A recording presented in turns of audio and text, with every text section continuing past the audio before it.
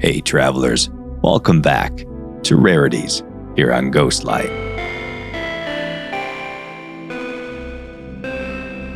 In the last episode, we looked at Phantom and Shadow Star systems, but it was while I was exploring those systems on livestream that I learned of this next rarity, wild base computers. Now, it's very possible that you may have known about this all along, but as a legacy player, I just assumed these were as extinct as the new Lenin Diplo. Too soon? Okay, but to understand what these are, we need to first understand what these were. Now, base building was introduced in No Man's Sky with Update 1.1 Foundation, back when the walls of the simulation hadn't yet started to collapse, even before Atlas Rises made us all wandering light orbs, the precursor to the concept of echoes in-game. Sure, today you can craft a base computer, smack it down wherever your heart desires, and start building. But in the beginning, there were rules. Limitations to where you could call home. You would have to locate a habitable base on a planet. These often consisted of the circular rooms still in-game today, but equipped with a different interface to claim as your own. The site was flat and prepared, but static. You weren't able to pick it up or move it around. You were limited to building only where you found one of these stations to explore. Now, this update also introduced freighter bases, which looked much different as well, but that's a topic for another video. Anyway, this is how base claiming and building worked for a very long time. You found a planet and you sought out a habitable base to claim. That is, until the next update. Next not only brought us player models and customization, but also the opportunity to build our own portable base computers, removing the need to rely on habitable bases.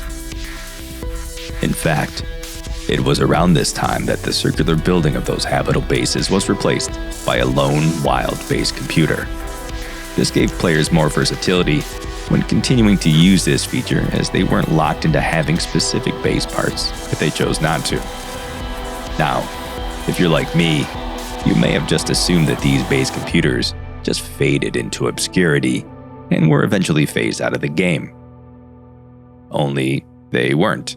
They still exist in the game, and you can still find them. Now, I happened upon one randomly while exploring Phantom Stars, as I said. So my first reaction was to assume that this was a hidden relic of an inaccessible realm. But then I went on a hunt in normal systems of Euclid, and I began to find them everywhere I looked. Now that I know that they're there, I can't stop finding them. Here's how you can find them too. First, head to any space station cartographer and purchase a stack of commercial cartographic data. That's the map with the red building icon whose description references inhabited outposts. Then, head back to your ship. Now you're looking for a habitable base. These can exist in any system, but they're a little hard to come by. I've had the most luck searching in uninhabited systems. Once you arrive on your chosen planet, start spamming those commercial maps. If you're stopped by an error that says similar building target already marked, just leave the inventory screen, move your character towards your ship a little, and try again. Eventually, you may see this, a habitable base. Now if you don't, just jump into your ship, head to another system, and start again. But when you finally find a habitable base, fly to the marker, and this is what you'll see. Generally flat terrain, with the collapsed base computer waiting to be claimed. And you can do that. You can claim this base as your own, and it becomes just like any other base you might have. Now, you might be asking, Ghostlight, why? Why have this in the game at all? Well, this was particularly useful a long time ago, around the time of Atlas Rises. You see, portals have been in the game since release, but it wasn't until Atlas Rises that a player could use them for travel. And that travel wasn't ideal.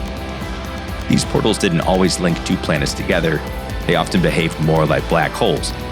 often stranding a player thousands of light years away from their point of origin, and sometimes even without a ship. Now, finding these wild base computers made it possible to warp back to another base, getting you home or to your ship. Also, it wasn't until the Origins update that a player was able to travel through a portal and drop a base anywhere they chose. We used to get a portal interference error when trying to build or access the galactic map.